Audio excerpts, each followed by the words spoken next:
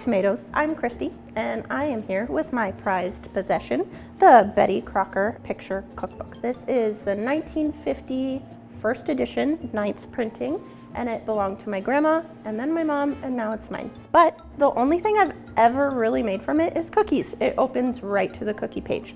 And I got to thinking I should really try some more stuff out of here. So we're gonna do a Betty Crocker Cookbook cook through. While I was flipping through, I noticed that another page is very heavily used, and that is the coffee cake quick bread page. So I think maybe my grandma used that a lot, and I thought that was a really great place to start. The cool thing about this cookbook is most recipes have kind of like a general core option, and then there's some variations below. So for this coffee cake, there are twists you can do on it, like an orange option, a holiday option, a streusel option, a blueberry option.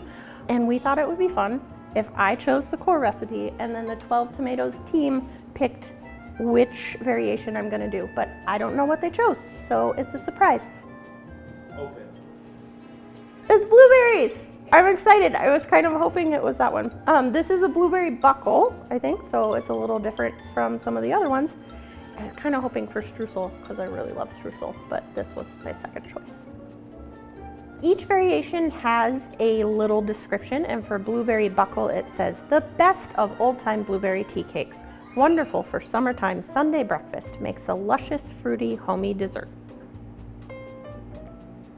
Thoroughly mix together 3/4 cups sugar, 1/4 cup soft shortening, and an egg. Stir in a 1/2 cup milk. Because this is the blueberry buckle variation, sift together 2 cups of flour, 2 teaspoons of baking powder, a 1/2 teaspoon of salt, and stir that into the mixture. Follow that up with 2 cups of blueberries, and then spread the batter in a greased and floured 9-inch square pan.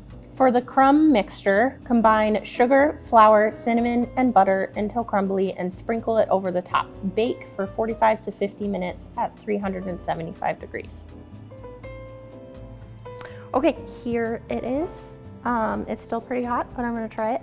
It looks great, and I'm so excited that there was a streusel topping after all. There is this whale watching company here in Washington where we live, and they have like their family recipe for blueberry buckle that they serve on the boat, and that is the only time I've had blueberry buckle, I think, and I love it so much, so I'm hoping that this is similar. It's nice and cakey, gooey with the blueberries. This is going to burn my mouth.